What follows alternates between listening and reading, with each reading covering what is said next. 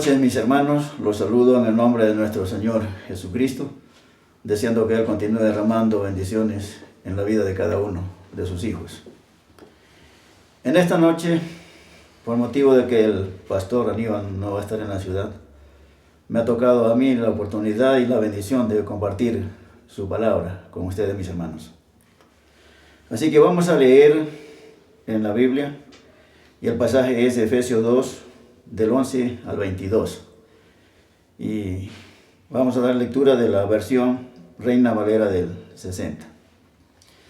Y dice: por lo tanto, acordaos de que en otro tiempo vosotros, los gentiles en cuanto a la carne, erais llamados incircuncisión por la llamada circuncisión hecha con mano en la carne.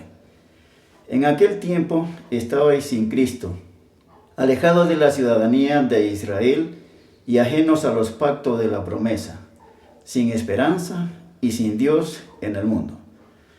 Pero ahora en Cristo Jesús, vosotros que en otro tiempo estabais lejos, habéis sido hechos cercanos por la sangre de Cristo, porque Él es nuestra paz, que de ambos pueblos hizo uno, derribando la pared intermedia de separación y aboliendo en su carne las enemistades, la ley de los mandamientos expresados en ordenanza, para crear en sí mismo de los dos un solo y nuevo hombre, haciendo la paz, y mediante la cruz reconciliar con Dios a ambos en un solo cuerpo, matando en ella las enemistades.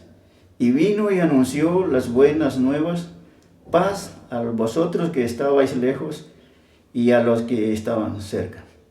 Porque por medio de Él, los unos y los otros tenemos entrada por un mismo espíritu al Padre.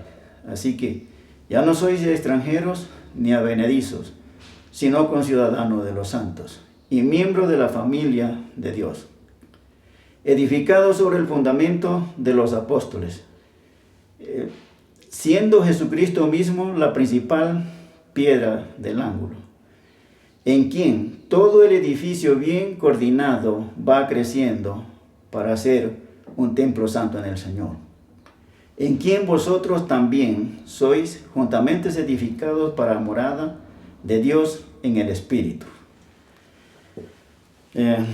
Bueno, la introducción dice: pocas palabras hay con tantos magníficos significados como la palabra reconciliación.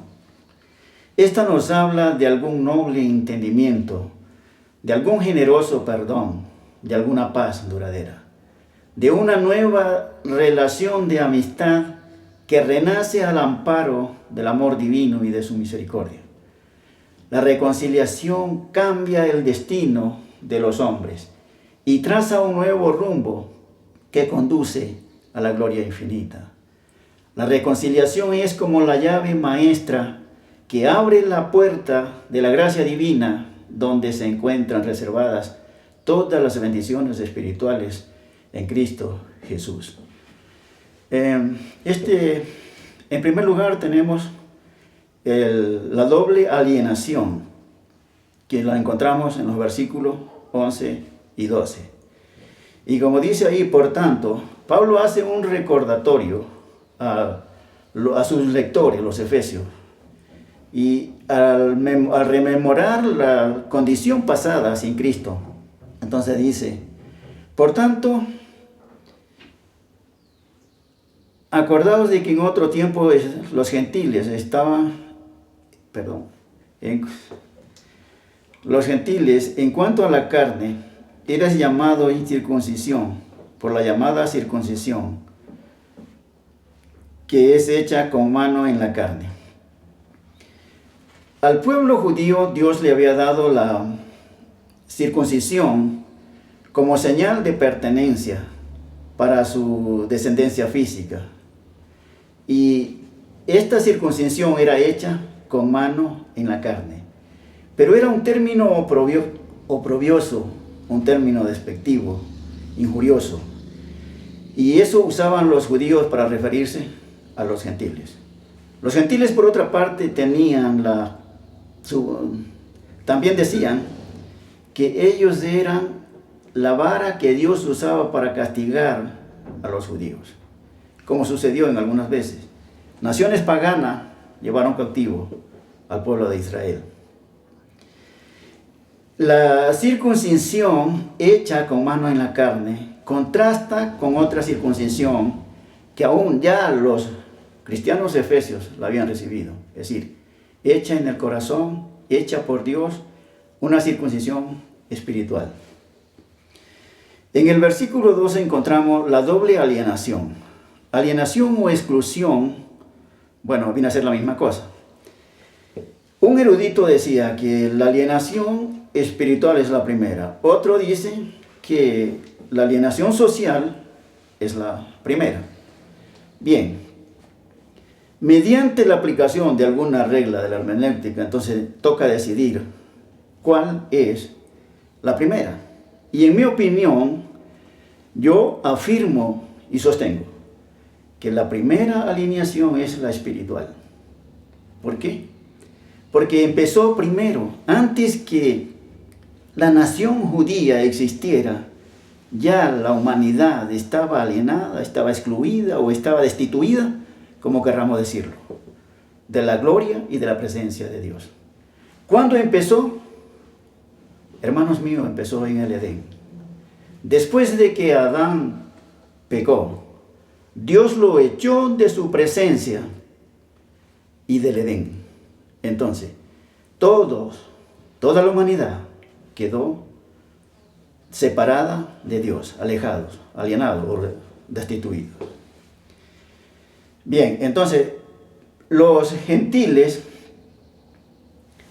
no tenían, la alienación espiritual consiste en que no tenían la palabra de Dios, no tenían sus promesas, no tenían los pactos, no tenían los cultos, no tenían la ley, no tenían nada. Aún no sabían ni siquiera del destino que les esperaba, porque no sabían del juicio que debían enfrentar al final. Pero como los judíos egoístamente habían atesorado para sí el propósito de Dios al ser escogido y al darle la señal de la circuncisión, para que el propósito de Dios para ellos era que fueran canal de bendiciones para las otras naciones o luz para las naciones paganas. Pero lejos de eso, perdieron el horizonte de su elección. Y se envanecieron a sí mismos y se creyeron una raza superior a los demás, que ellos eran tan valiosos o tan importantes y que por eso Dios los había escogido. Y se envanecieron y fueron cegados, no entendieron el propósito de Dios para con ellos, al darle tantas bendiciones y tantos privilegios. Dice, la alienación social, apartado o separado de la ciudadanía de Israel, eran enemigos, no se llevaban bien. Entonces, como no tenían una esperanza, no tenían la palabra, no conocían nada acerca de Dios, entonces ellos estaban también alienados de la ciudadanía de Israel, ajenos a los pactos de la promesa. Aquí la promesa es una. En la Biblia podemos encontrar muchísimas promesas, pero aquí nos habla de una. Y los pactos son a consecuencia de esta promesa. ¿Cuál es la promesa? La que se encuentra en Génesis 12:3, que dice, y en ti serán benditas todas las naciones de la tierra, o todas las familias de la tierra. Bien, en cuanto a los pactos, yo quiero aquí invitarles a hacer un ejercicio mental. Vamos a trazar una línea del tiempo, partiendo de mi derecha hacia la izquierda. Y tomando como inicio el pacto con Abraham.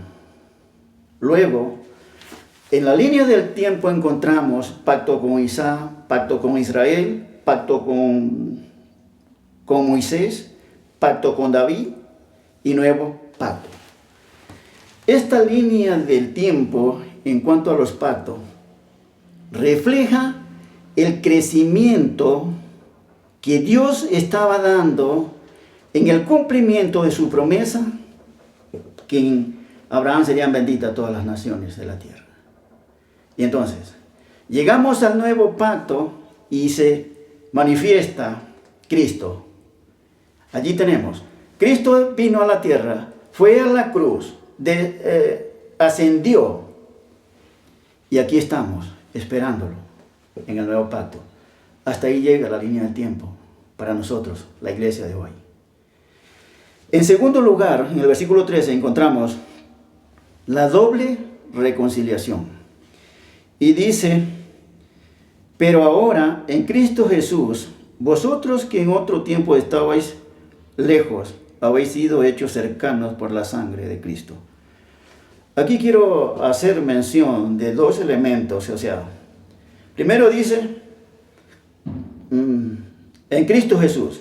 Se refiere al cuerpo de Cristo en el madero del Calvario, al sacrificio que Él hizo para dar a nosotros bendiciones. Y que por medio de ese sacrificio, Él pudo alcanzar, hacernos cercanos a Dios o reconciliarnos con Dios. Pero también menciona la sangre de Cristo en el último párrafo del versículo. Hermanos amados, recordemos que la sangre de Cristo cumple más de una función en las Escrituras. Porque en un lugar dice que fuimos comprados a precio de sangre. Entonces esto es el precio pagado por el rescate de cada pecador. En otro lugar dice que somos limpiados por la sangre de Cristo. Entonces, allí está el cuerpo de Cristo y la sangre de Cristo haciendo milagros para bendecir a los pecadores. Dice, porque Él es nuestra paz. Cristo es el que hizo la paz, el que conquistó la paz en la cruz, para que nosotros hoy podamos tener paz. El ángel que anunciaba el nacimiento de Jesús decía que Él se llamaría príncipe de paz. Y así es, como Él lo muestra y lo prueba en el madero. Él alcanzó, por medio de su sacrificio, la paz para nosotros. La hizo posible, porque Él es el pacificador. Y dice también que nos hizo uno. Aquí hay una unidad, habla de una unidad y de una creación, que más adelante tiene más amplia la información. Dice, pero ahora en Cristo Jesús, vosotros que en otro tiempo estabais lejos, habéis sido hechos cercanos por la sangre de Cristo, porque Él es nuestra paz, que de ambos pueblos hizo uno. Entonces hablamos de la unidad de los pueblos, de gentiles y judíos.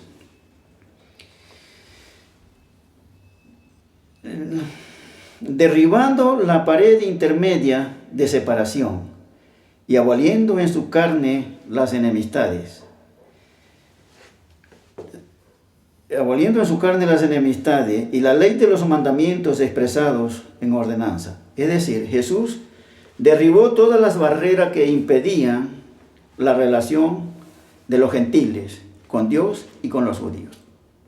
Primero, derribó la barrera de la hostilidad y después la barrera de los mandamientos de la ley expresados en ordenanza, como por ejemplo la circuncisión que se hacía antes, o los sacrificios de animales para perdón de pecado de los creyentes, de los judíos, como comida y luna nueva y cuántas cosas. Hay una serie de mandamientos que fueron derribados, que fueron echados abajo, porque hoy ya no existen, porque Cristo es lo primero, y lo que Él ha hecho para nosotros hoy es que nos ha reconciliado con Dios y nos ha perdonado, y ahora somos el pueblo de Dios, estamos en Él.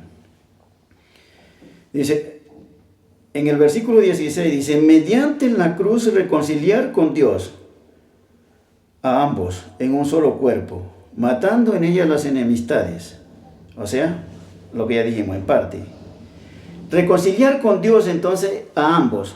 Note que aún los judíos que tenían la palabra de Dios necesitaban ser reconciliados.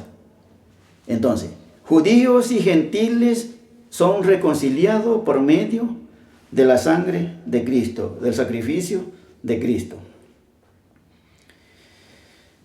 Y vino y anunció las buenas nuevas: paz a vosotros que estabais lejos, y paz a los que estaban cerca, judíos y gentiles.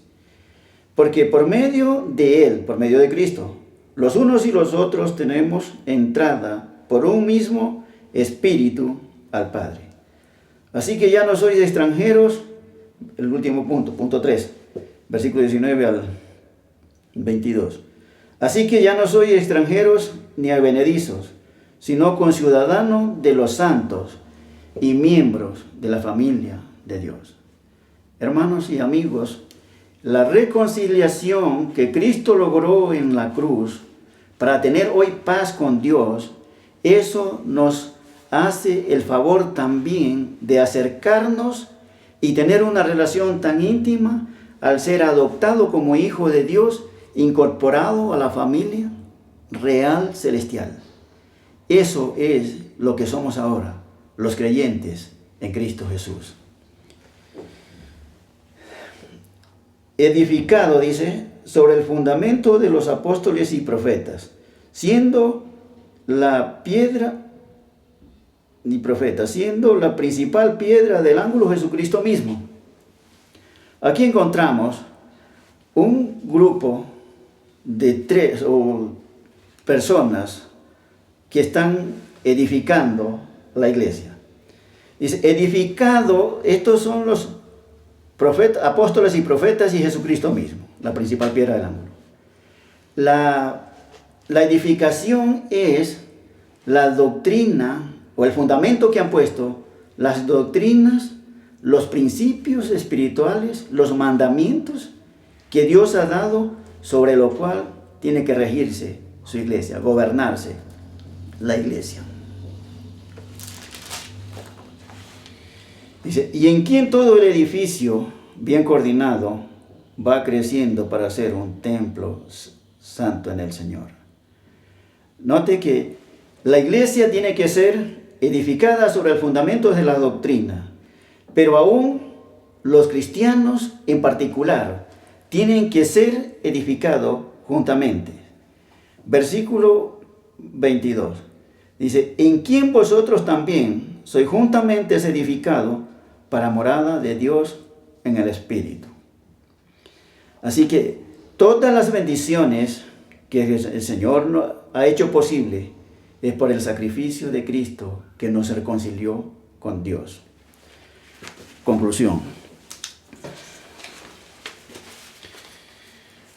La iglesia de hoy, igual que los cristianos de Éfeso, son salidos de la gentilidad, que también hemos sido reconciliados con Dios por la muerte de Cristo.